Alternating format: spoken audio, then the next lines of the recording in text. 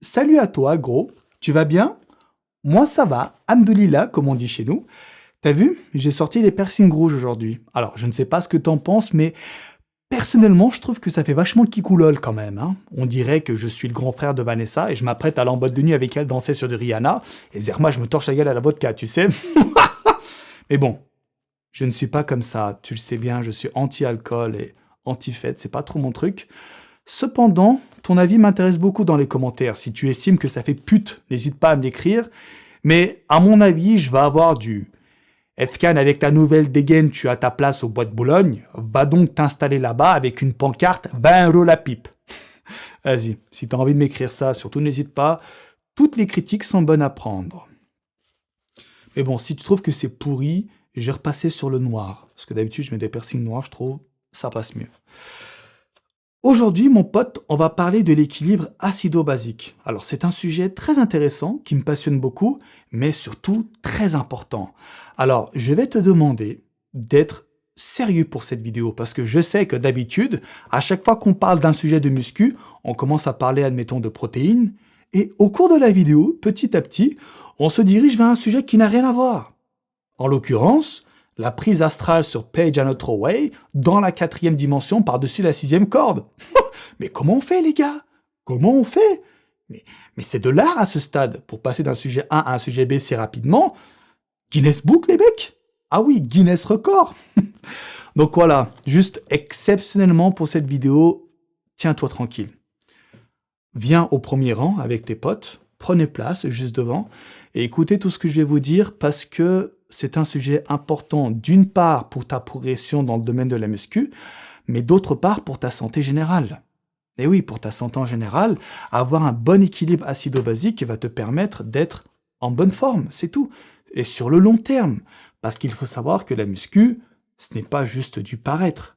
C'est avant tout un bien-être général, et tout cela passe par plusieurs paramètres, donc une bonne alimentation, une bonne hygiène de vie, du sport, pas de consommation de drogue ou d'alcool excessif ou quoi. Donc voilà, raison pour laquelle sois attentif parce que ce sujet fait partie du bien-être général sur le long terme. Si tu permets, je vais boire un petit coup de café.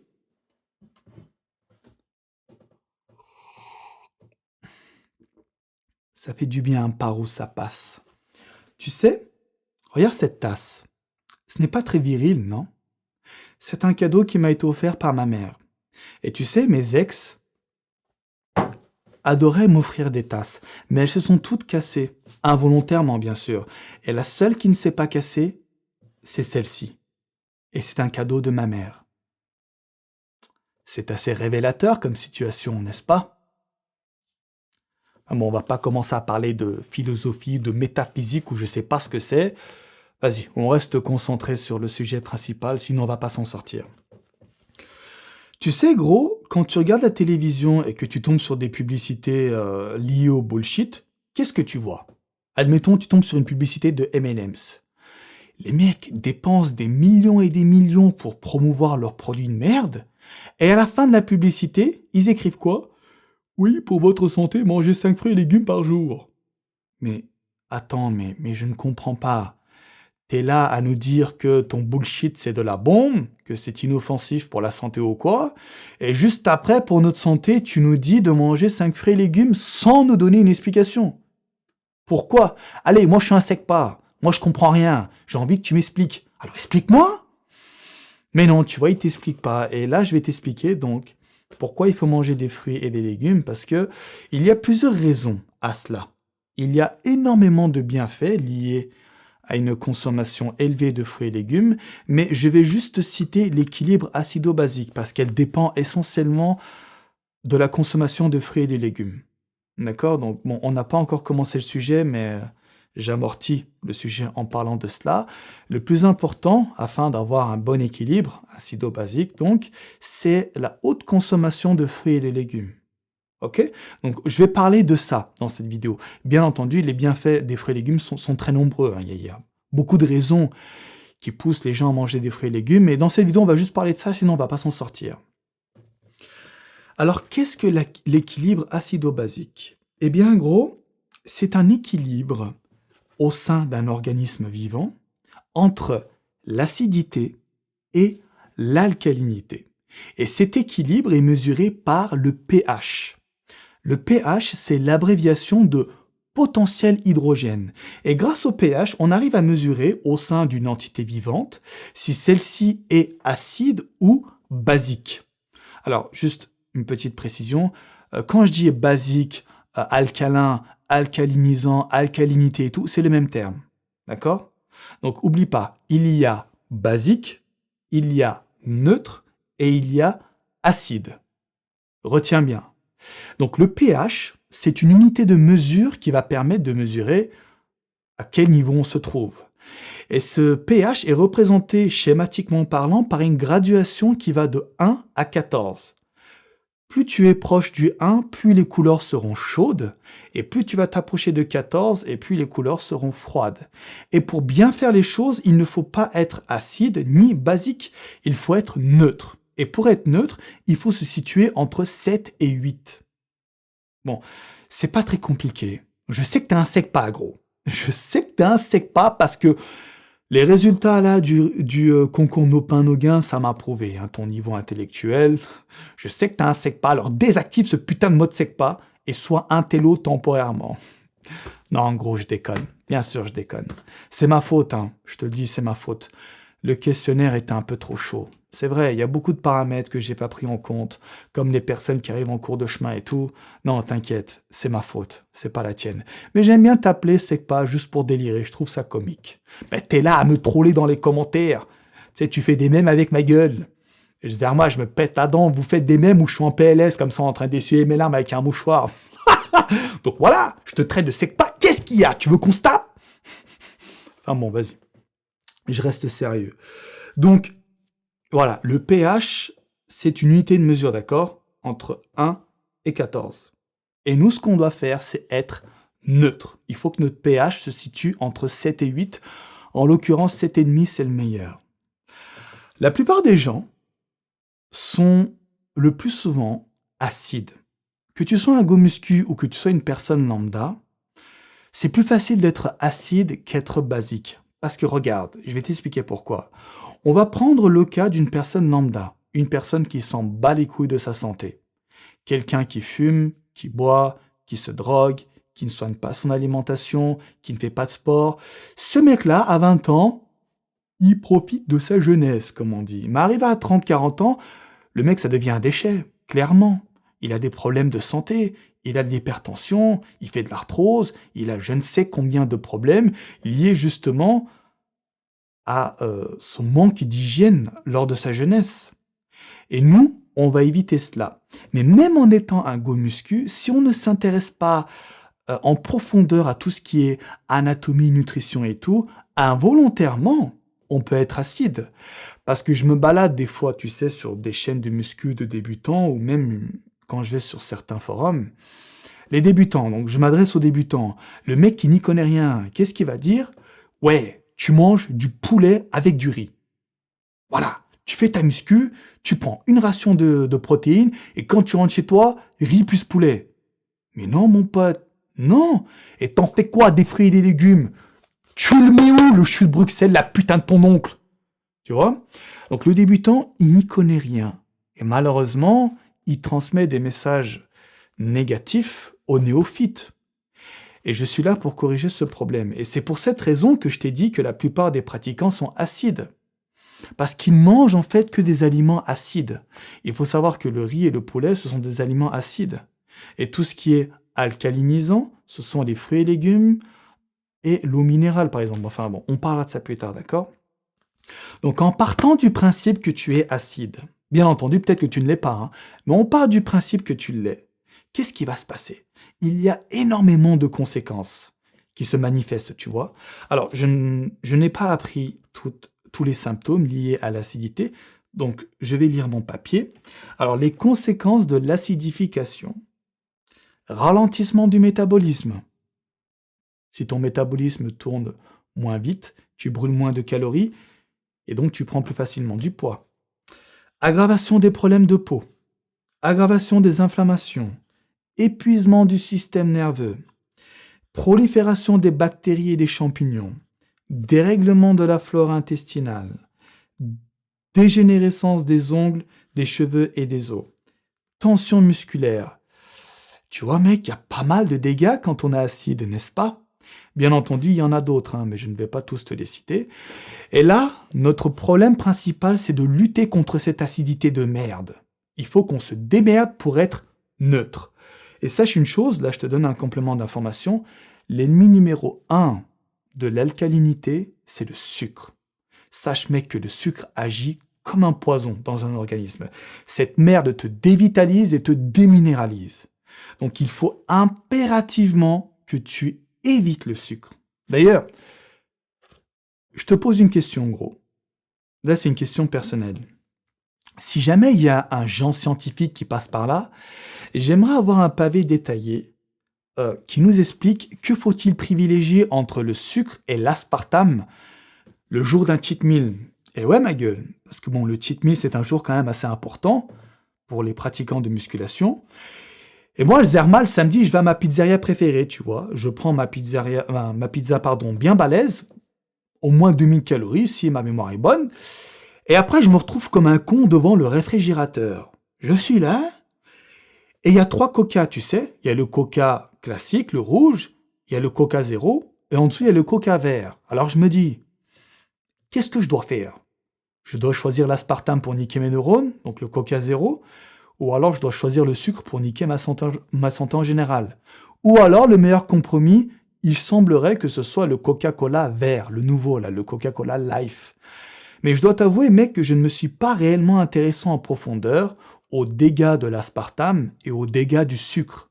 Alors, s'il y a un Jean aspartame qui passe par ici, ou s'il y a un Jean sucre qui passe par ici, j'aimerais avoir un pavé détaillé avec une bonne argumentation pour que je puisse choisir. Parce que je te jure, mec, que je ne sais jamais quoi prendre. Est-ce que je prends l'aspartame? Est-ce que je prends le sucre? Putain, les deux, c'est de la merde. Mais c'est un cheat meal, il faut que je prenne quelque chose quand même. Ou alors, je prends le coca vert. Qu'est-ce que je dois faire? Tu vois? Donc, je lance un petit débat. J'aimerais avoir un pavé détaillé, mec, écrit par tes soins, afin de m'aiguiller dans mes choix futurs. D'accord? Merci beaucoup. Revenons à notre sujet principal. Donc, étant donné que tu es acide, il va falloir lutter contre cette acidité. Mais pour être sûr que tu es acide, mec, il faut d'abord mesurer son pH.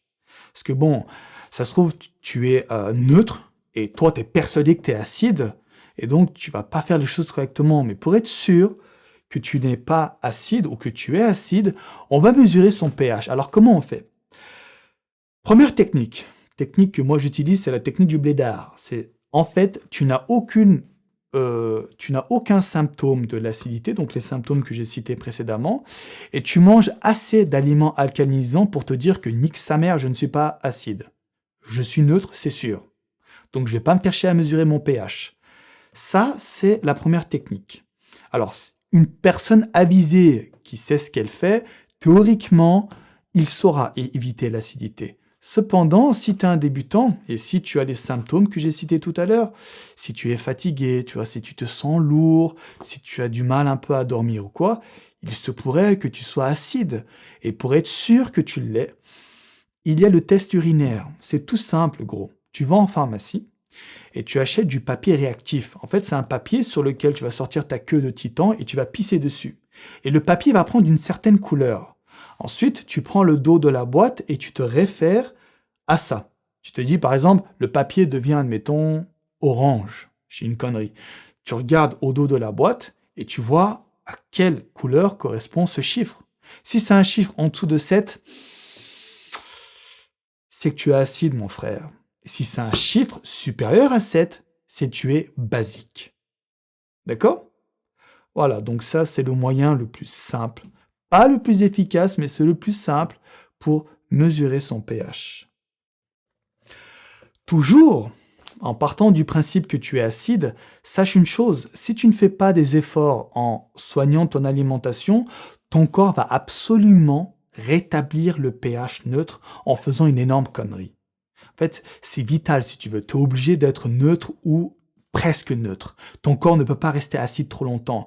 Et donc, pour lutter contre l'acidité, qu'est-ce que ton corps va faire? Attention ma gueule, là c'est chaud. Il va tamponner cette acidité en allant chercher des minéraux dans tes organes. Parce qu'en fait, ce sont les minéraux qui permettent de lutter contre l'acidité, qui permettent de rétablir le pH neutre, on va dire. Et donc, il va faire quoi ton corps en premier lieu? Il va d'abord taper dans les os, dans les cheveux, la peau et les ongles. C'est là où il y a le plus de minéraux. Ensuite, si tu es toujours acide, attends, je crois que j'ai dit une connerie. Est-ce qu'il y a des minéraux dans la peau? Laisse-moi vérifier. Il semblerait que non. J'ai dit une bêtise. Excuse-moi. Il va d'abord taper dans les cheveux et les ongles, parce que là-bas, il y a des minéraux. Donc ça veut dire qu'il va bouffer en fait tes ongles et tes cheveux pour prendre des minéraux. C'est comme ça, il est obligé. Et si malgré tout, tu es encore acide, il va taper dans d'autres organes, il va passer à l'étape supérieure. Il va taper dans tes muscles et dans tes tendons. C'est chaud, mec. Parce que là-bas, il y a beaucoup de minéraux.